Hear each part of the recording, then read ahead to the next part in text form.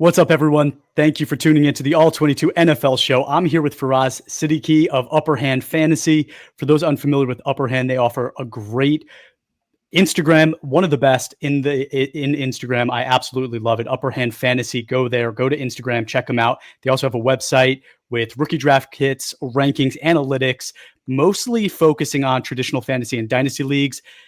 Again, Upper Hand Fantasy, go check them out. You could go learn more and sign up. But Faraz, I am super excited to have you here. You, again, are one of my favorite social media personalities out there. Super happy to have you. Introduce yourself to the All 22 audience. I appreciate that, Chris. Thanks a lot, man. Those are kind words. Yeah, I'm Faraz. I've been running Upper Hand Fantasy for several years now. We've just been putting out a lot of content over the years. Fantasy, redraft, dynasty, all that kind of good stuff. But yeah, just excited to get into this part of the season. One of my favorite parts of the year, just to build up to the NFL season, like this summer. It's going to be super exciting overall, just getting all these drafts done, preparing everyone for their drafts, getting those player takes out there. I've never been somebody who's just putting out takes just to put out takes, but we pride ourselves on being, relatively pretty analytical, I would say, for the most part. All of our stuff is usually, has a lot of data baked into it, and not just like kind of putting our finger in the air and trying to figure out who's going to be the next breakout and all that kind of stuff. But very exciting time of year. So I really appreciate you having me on. Yeah, no, it's great to have you. I am very much a fan of your stuff, and I follow it in my leagues, right? While I am in a bunch of traditional fantasy leagues, which I do follow your stuff for, I'm also in a lot of All 22, and it's a little bit different, but I think there are a lot of overlaps that could be helpful for people. And I think one of them, right, is like everyone in fantasy has a golden rule. And mine is a lot of times to lock my phone in a safe so that I don't make a stupid decision, try to trade up when I shouldn't be. But curious if you have any of those. Yeah, of course. Like for me, it's all about the value, at the end of the day, right? And in drafts and in dynasty leagues, I let the board fall to me in drafts, right? I love players. I love ADP even more. Right? I don't hate players. I just hate ADP, sometimes. So no set mindset for me. Like when we go into a draft, I try and stay as flexible as possible. Like I usually have an idea of who I'm picking based on where I'm drafting, Mhm. but and who should be available around my picks. But I want to make sure that I have backup plans in case it doesn't go exactly how I want it to go. Right. So I don't necessarily go into a draft saying like, oh, I'm going to definitely do zero RB, or I'm definitely going to go hero RB, or I definitely want 3 wide receivers by the time I hit round 5. You know, I'm water as the once who was it? It wasn't Jackie Chan. No, it wasn't Jackie Chan. That was Bruce Lee. Okay, not not my finest moment. Over the last 5 seconds, like not at all. But that's who I am, right? I go into the draft and I'm just like I let the board fall to me, and that's kind of how I roll. So you're really into value. How do you start to build and determine player value? Because again, you put out a bunch of content that I follow, and a lot of times I agree with it. But I'm curious, like, what are the factors that go into you starting to make those decisions? Yeah, first of all, it usually comes down to volume first, but Mhm. then also it really comes down to what is the player going to do when they get the opportunity, right? So those types of things come, efficiency is a big one for me, right? Like, so if I'm looking at running backs, I'm looking at, okay, well, how good was that running back last year after contact, right? If they're a very young player out of college, how were they good? How were they over their college careers after contact? How elusive are they? Have they received a lot of opportunity in the past in the receiving game? When they have received opportunity, even if they didn't get a ton of volume, have they been overly efficient? So those types of things go into the equation, right? Of figuring out where these value outliers might be. And then, obviously we look at the projected volume for those players, and obviously, what kind of offense are they going to be on, right? Having players on a high scoring offense are players you want to target. It sounds obvious, but Mhm. sometimes we don't always, that always doesn't come into play when we're drafting guys, right? And as much as we like certain players, and I do like certain players on some bad teams this year, who aren't as dependent on the offense that they're on in terms of scoring. But at the end of the day, like, their ceiling is likely capped a little bit, if they're not on a team that's going to be scoring a lot of points. Absolutely. I'm curious if you have, you know, do you use any advanced analytics outside of just like statistics, right? So like all 22 uses PFF grading, which is fully analytical. It's somebody watching film and deciding if they thought that play was good or not, right? Putting it on a scale and then averaging that out over a game. Maybe it's not PFF, it could be, but are there kind of sites or advanced data like that that you use to make some of those decisions? Or is it purely, I'm looking at carries last year, I'm looking at opportunity, taken away from the team, guys left in free agency, so there's gaps. Is it more, left or right there? Oh yeah, for sure. And like those analytics, I'm looking at yards after contact per attempt, which PFF Mhm. provides, right? PFF also provides missed tackles, and then you have the attempts, so you can calculate missed tackles, per attempt yourself. It has yards per route run. Mhm. We can calculate first downs per route run for wide receivers as well. So like all those things are very important for me. And for wide receivers, like you can kind of figure out like, okay, well, are these players that this offense really depends on? Like if you combine the yards per route run and first downs per route run, you can see like that most of the top receivers in the NFL with the most production who are the most dependent on for their offense are the ones at the top of that list, right? Of that Mhm. combination. So yeah, those are some numbers that we definitely pay attention to for sure. Cool. Yeah. And I mean, all 22 kind of got its start as a way for people to escape Blake Bortles. And we say a lot of really mean things about Blake Bortles. So I apologize to him and his family. But there was a year before all 22 got started where Blake Bortles just absolutely was tremendous in fantasy football. But when you looked at his analytical grading, it was not great at all, right? How do you balance that, right? Like, are you telling people to buy those players, right? Like just because they're going to be fantasy studs, but maybe not in reality, like maybe in 2 years they're going to lose their job, right? Like it could happen, right? At any moment they could implode. Like how do you kind of like balance that line? You always want to bet on the talent, especially when you're looking at year over year, because year over year, it's a very competitive league and jobs can be taken, right? Mhm. Especially at the running back position, because at the running back position, volume is really like the most important factor, and it's not even close. However, if a player got a ton of volume and was also efficient, then there's a good chance that that player is going to keep his role the following season. So it's a similar type of thing, with wide receivers as well, where sometimes during the middle of the season you get this really crazy stretch run for a player who like just popped off and they're like 28 years old, Juwan Jennings, and then you're like, oh man, like should I really be buying this player? Like you're always going to have the outliers, right? Mhm. And when you look at someone like Juwan Jennings, you know, he's usually not the archetype of a type of player you buy into year over year, right? Like he had his great moment last year, and your boy Ricky Pearsall could end up coming up out of nowhere this year. He was a great prospect, great route runner, great separator, and he could be the number one wide receiver for the 49ers while Brandon Ayuk is out for the first half of the season. It could happen, definitely. Mhm. But um, at the end of the day, you have to consider the fact that Jennings had like a 28% target share last year when Ayuk and Tebow were off the field. So how sticky is that going to be? And then you consider the fact that he didn't really get a whole lot of opportunities early on, given the fact that he was a late round pick, given the fact that, he was basically just, behind a bunch of good wide receivers, for Kyle Shanahan. So you consider all that, you're like, okay, like there could be something here, with the value that you could get someone like that at.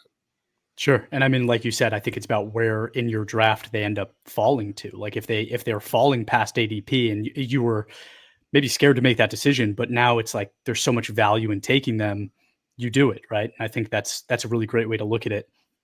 Offensive line is another thing that we look at where a lot of other people don't, right? And one of the things we had a lot of fun at the Fantasy Football Expo is anybody that walked by our table that engaged with us, we said, who are you a fan of? And can you name the 5 starting offensive linemen on your team? And because we were at the expo, a lot of them could, but there Right. were plenty that couldn't, right? And I think in the fantasy community, there's probably plenty of people that couldn't do that. Um, but 100%. but again, we're looking at PFF data to say, okay, you know, this offensive line is projected to be one of the best in the league. They added, the Bears this year just added some serious depth to the interior of their offensive line, which probably makes the running backs, more competitive. It makes Caleb Williams' job a lot easier. So those are things that we think about. But I'm curious if that plays into what you do at all and the advice that you give. Yeah, it has to be known. It has to be a factor. I will say it can be a bit overrated at times, and it can be a bit underrated at times. Like, depending on the scheme, a Mm-hmm. bad offensive line can look solid, right? Or a bad offensive line can simply continue to look bad. So, like for running backs who catch passes, for example, I'm not overly worried about it because a lot of times, though, because the offensive line is bad, how do you kind of get over that? A good coach is going to use Devon Achane, right? Mm-hmm. But then, well, I just called Mike McDaniel a good coach, didn't I? So He was the first name that you came to my head too, though. yeah, well, but HN. at the same time, though, you look at the Dolphins seem like a team who is heavily dependent on their offensive line, and depending on which way it goes this year, it's a difference between Tyreek Hill being a league-winning draft pick in the third round or him not even paying off at that price, right? Mm-hmm. So there's a lot of factors there. And Devon Achane could end up with 80 receptions, if it continues to be terrible. So there have been a lot of running backs in the past with like really bad offensive lines, but they made up for it because they were a very integral part of the receiving game. And when that's the case, I'm not overly worried, especially when it comes to fantasy, because we know in fantasy, a target is worth, several times more than a carry, especially in PPR and half PPR leagues. So it really depends. Like Baker Mayfield obviously had an amazing offensive line. Liam Cohen did an amazing job with that offensive line. So it was both a talent on that line and the scheme, right? And if he didn't work his magic with that line, I don't know. Like, would they have been as good? I don't know, right? Are they going to be worse this year? Well, it's kind of homegrown, so we'll see. But I think that's a big reason why Baker was continuing to do well last year, despite several injuries that he had to deal with. Chris Godwin going down early, he didn't miss a beat. So it has to be a factor. But I would say overall for fantasy, I wouldn't necessarily overvalue it because of the fact that at the end of the day, volume trumps all. Yeah, and you brought up two situations that I think are really interesting this year, and that's the Dolphins' offense and Tampa Bay.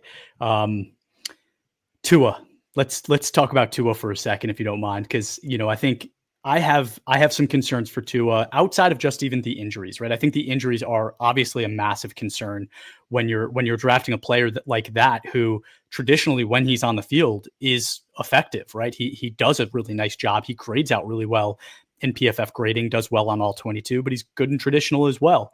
But the injuries, missing time is super unfortunate. But it's also like the team has been making some kind of unfortunate decisions as well, like making some of the big trades that they've made haven't worked out, right? You were mentioning Mike McDaniels and that offensive line. Like, yes, he's a coach that can probably compensate for a bad offensive line, but maybe he's made it so bad that the injuries pile up on Tua and the team doesn't start winning games, and all of a sudden he's going to be out of here, right? And then what does that mean for Tua long term, right? Like, those are all questions that I've had this offseason that I think are legitimate, especially again if people play Dynasty. It's like those are things you really need to be thinking about right now.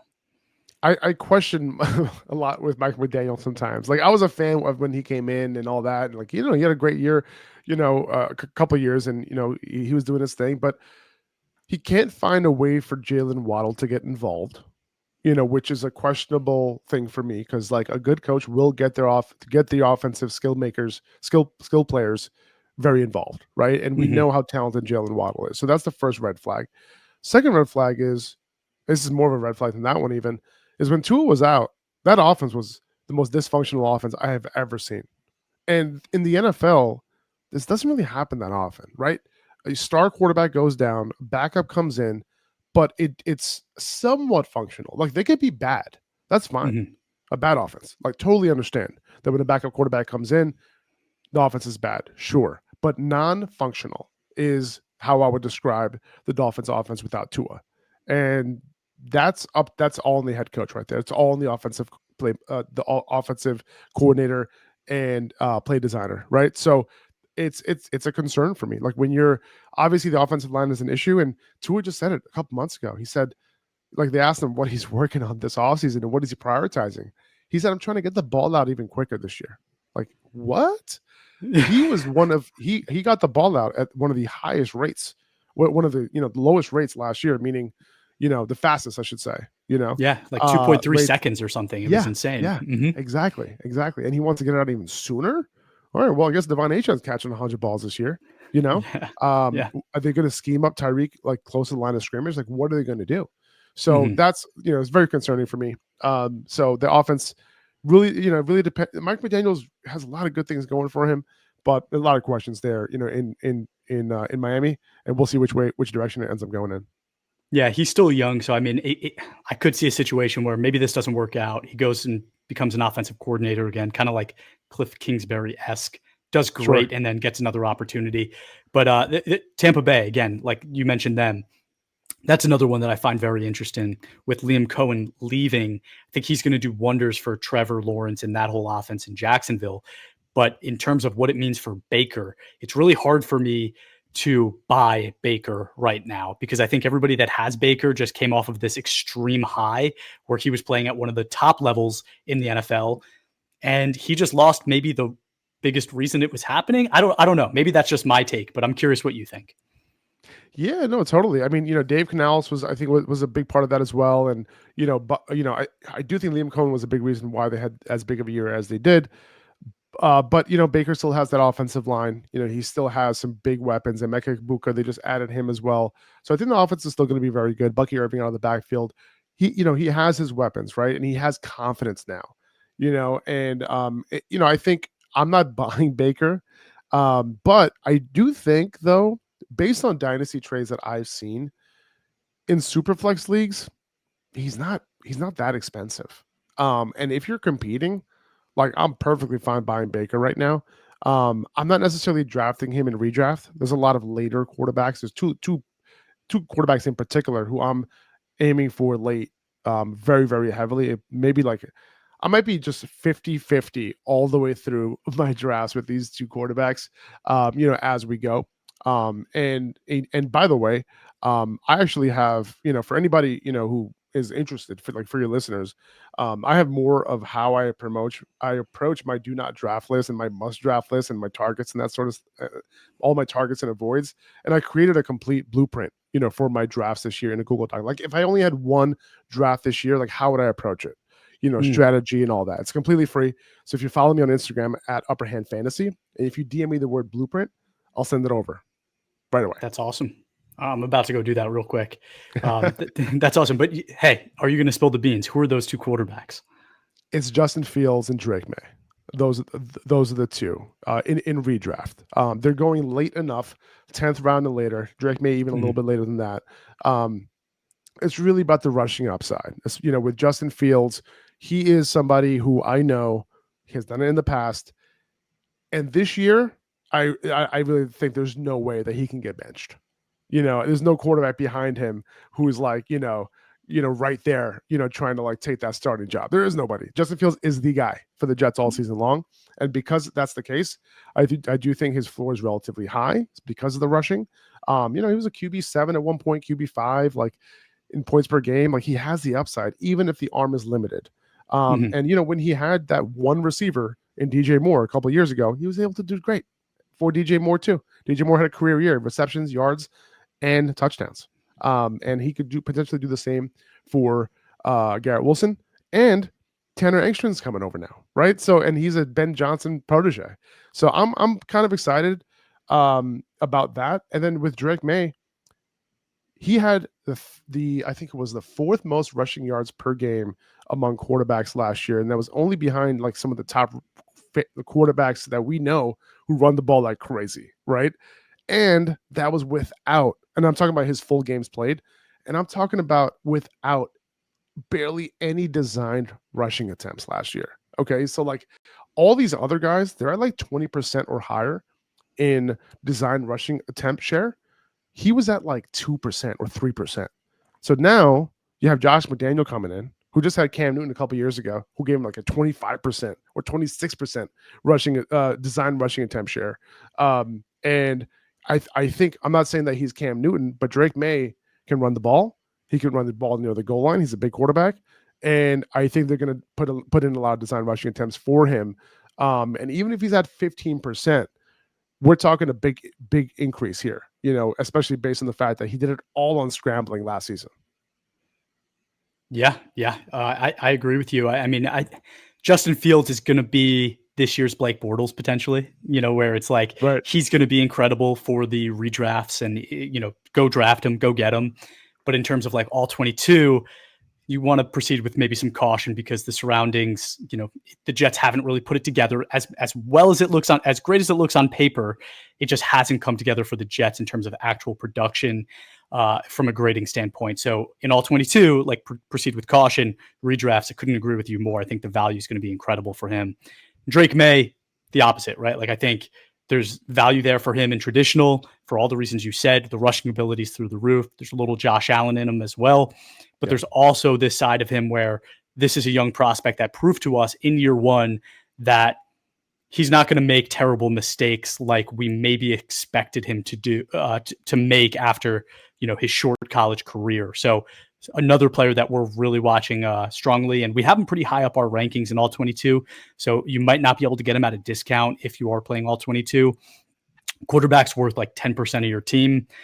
There's a huge tax on quarterbacks in all 22. So if you haven't done a draft yet, like it's kind of nuts, but it's fun, right?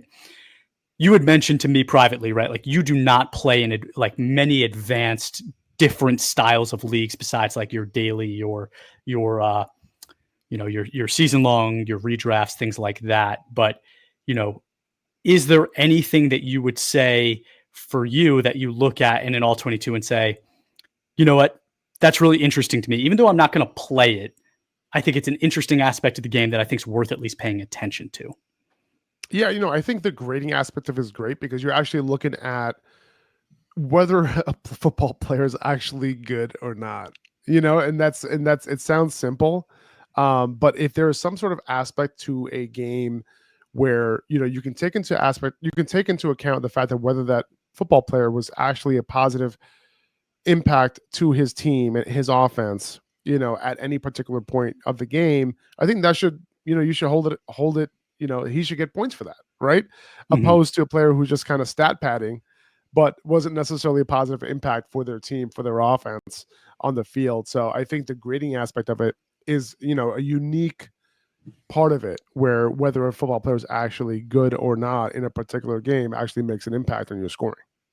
Yeah, and that's what it's all about. That's why we made this, right? Is we want to make sure that the best players that are actually impacting the game get the credit that they're due, including offensive linemen, right? Like, I think that was a big thing for us as well. Is like I played football, love the game.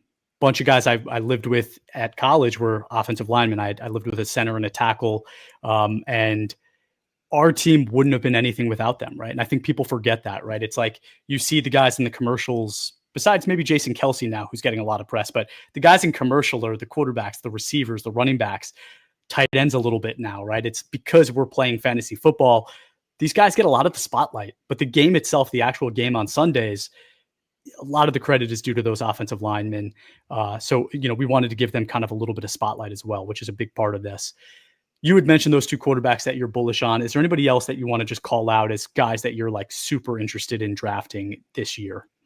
Yeah, I find myself drafting a lot of Rashee Rice because it seems like his suspension is likely to be pushed back to the 2026 season, and the fact that he's seemingly already healthy and good to go, full go in OTAs and minicamp, and obviously will be a full go for training camp as well. And his price is a little depressed as well. He was like the wide receiver 2 overall in points per game before he got hurt last year. Absolutely, he just catching that ball like short to intermediate and getting yards after the catch. He could potentially get 100+ receptions this year. Patrick Mahomes, true number 1 wide receiver at this point out of the slot. So I'm all about Rashee Rice at his price. I think, guys like Devonta Adams and Chase Brown, in that, after the first couple, round or two, I think their prices are a little depressed as well. Obviously, there's a little bit of risk there with those guys, especially Chase Brown, because you're like, oh, like, is he going to have a similar role as last year? Samaje came in, maybe get some passing down work. They obviously, they signed they drafted Taj Brooks as well. You're like, all right, well, is he going to get some work? So I do think Chase Brown's going to have a monster year. The Bengals are simply the most pass heavy offense in the NFL. Their defense is terrible. Is also on top of that. It probably has a lot to do with it. But even in neutral game scripts, they've been just the number one passing offense in terms of how often they pass it on a per play basis over the last couple of years. And Chase Brown's going to benefit, from all those receptions, even if it is just on early downs, which will be totally fine. A guy that a lot of people consider him my guy, and that's Josh Downs, right? Josh Downs he's going so late. He might be the best value on the board in drafts. And given the fact that, we might see a little bit of Daniel Jones or a lot of Daniel Jones this year, especially to start the season, I think now you're at a position where there's going to be a quarterback that's going to be able to get him the ball, opposed to Anthony Richardson, who just wasn't really able to do that, right? I think Alec Pierce was benefiting a lot, guys who catch the ball way down the field, because Anthony Richardson's just a beast at the downfield throw, but everything else wasn't great. And, I think the fact that there's going to be a quarterback change there, that's what it seems like. Richardson's still dealing with a shoulder injury. There's a chance that Daniel Jones is the quarterback for, a good chunk of the season.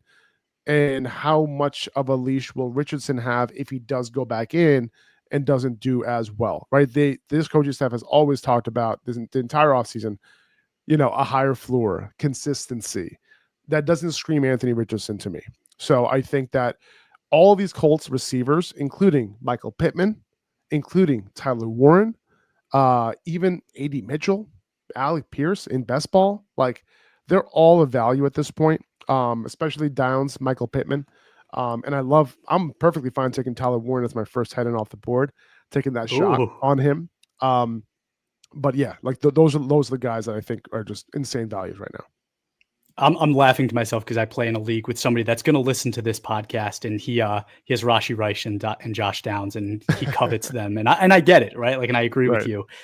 Daniel Jones plays with timing in a way that they haven't had that in a few years, which I think, to your point, right? It's gonna feed into Josh Downs' carries and catches, and Michael Pittman as well. Tyler Warren was my guy this whole offseason. I was preaching his name. I think he's going to be incredible. They're really set up for success. And it's also kind of interesting because Daniel Jones never really had a situation like that in New York, right? Like, he had a wide receiver one for a minute, but there was never really that depth. There wasn't a 2 and a 3. There wasn't a tight end for him. So I'm even a little bit curious if there's a, maybe your QB2, if you carry it, a Daniel Jones buy at the end of the day, that would be interesting to people. Yeah, because he has a little bit of rushing chops too, right? Like he has a little bit of that, right? Like if he breaks one open, he will trip on the 25-yard line, but it's okay. Like he'll get right back up for the next play. And I'm with you. And like low key, Daniel Jones has kind of elevated a few receivers that you would have never heard of in his career. There were some fantasy relevant guys like that we were starting, multiple wide receivers on the Giants that you would never start today, and they were on the Giants, and Daniel Jones was throwing them the ball. Okay, so that's saying something. Okay, but you're right. He never really had a true number one wide receiver until he had Malik Neighbors, and Sterling Shepard was probably the best wide receiver he had, but he could never stay on the field. And when Sterling Shepard was on the field and relatively healthy for like a week at a time, he would put up numbers. So it is what it is. Yeah, it's something interesting to watch. I'd say that. 100%. But all right, you told us the players. I have an interesting stat for you. Actually, Daniel Jones. So I took a look at all the wide receivers last year who had, their catch up. They were I think 300. The minimum was 300 routes, and then Daniel Jones, 3 of his wide receivers were in the top 10 in catchable target percentage, and they were all Giants. In that, I think it was week 1 to 10 when Daniel Jones was their starter. So when you look at that, you're like, okay, well, I don't know how good Daniel Jones is actually going to be, but at least he's getting his receivers the ball, when he does throw to them. Yeah, and I mean, I live in New York, so I see it every Sunday, and people bash Daniel Jones for the job he did, but when you take a step back from it, because I'm not a Giant fan, I was able to see that and say, well, who's he throwing the ball to? Who are his coaches? What does the offensive line look like, right? And that's all what all 22 is about, right? It's like if I was the GM of that team, I would have built it way differently, and it would be a different situation because I don't necessarily think Daniel Jones was kind of like the detriment of the Giants. I think it probably got to a point where he couldn't be successful there anymore. It wasn't a possibility, but I don't think it's his fault that it ended up being that way. You told us who you like. who are players that maybe you're letting other people draft? A couple of guys relatively early in drafts. I think James Cook would probably be one of the earlier ones, simply because he's not getting the type of volume that a lot of these other running backs going around him get. He gets the volume of like a low end RB2, but because he's Mm, on the Bills, he ends up producing like an RB1 like he did last year. But the number of touchdowns that he had last year compared to the number of carries, like he is due for a serious regression. Okay, and the number of goal line attempts that he had, like it's way less than the number of goal line attempts that anyone around the type of volume that he gets would normally receive. And Josh Allen is really the goal line back there, because right. you look at all the guys who had 15 or more touchdowns last year, they had way more goal line attempts inside the 5 yard line attempts. They had way more overall attempts. They averaged around 300 plus attempts, and James Cook only had I think 205 attempts last year. So that doesn't line up. Whenever you see a huge outlier in touchdowns, you can't really chase that. You got to chase the volume and not the number of touchdowns that he scored, especially because he scored a lot of them, outside the 5 yard line. I could totally see that kind of slipping a little bit. And, I wouldn't be surprised if James Cook finished as the, RB16, RB17 on the year, opposed to, I think he finished as the RB9 last season. Wow. Yeah, and Um, I'm a big fan of Ray Davis, so I kind of get it. yeah, I'm kind of thinking he steals a couple carries he as well, like can. after a year. Yeah. He can, yeah. And Ray Davis was low key efficient in college too. Like he was a good, obviously, everyone makes fun of him because he's like borderline retired already. But at the same time, he's, I think he's a good running back. I saw him Yeah. firsthand at the Senior Bowl. I think he has some chops in the receiving game as well. And Mhm. he's not, total zero there. So I'm with you. Another guy who I'm kind of low on is Xavier Worthy, especially Mm. with Rashee Rice coming back. It kind of goes into kind of hand in hand with how much I love Rashee Rice and who I think Rashee is going to have a huge year. But Xavier Worthy had a lot of opportunity last year to step up, in Rashee Rice's absence. He only had one wide receiver, one finish during that span. And at the end of the day, like, he didn't really pop off until toward the very, very end of the year. And I think a lot of those targets are really going to go towards Rashee Rice, and Xavier Worthy's kind of going to be like, potentially the field stretcher on this offense, because I think that, towards the end of the year, they actually lowered his average depth of target a ton. But, I think now it's going to kind of revert back to the point where, where he wasn't really performing a whole lot last year, at least on a consistent basis. So he's going to have his games, no doubt. He's going to have some big plays. But Yeah. in terms of consistency, I think it's going to be tough to find. And I think one of the things that no one's really talking about is the fact that Hollywood Brown's back too. And, I think he's going to be a factor. I really do. If you remember this time last year, Hollywood was doing his thing in Mhm. OTAs and minicamp and training camp.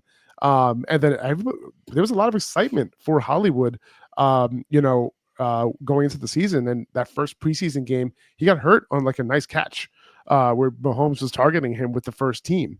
So Mhm. it's I think there's some competition there. I'm a fan of Xavier Worthy. I think he was really, really good in college in that scheme. But I just think it's going to be the Rashee Rice show.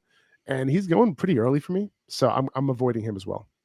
Yeah, I kind of typically stay away from that situation altogether just because I like Worthy, I like Rice, and I like Hollywood, and I really don't know what's going to happen. I think there were conversations last year about how Worthy's kind of like training throughout training camp was at one position. They ended up having to move him around a lot throughout the season because of Rice's injury, because of Hollywood's injury as well.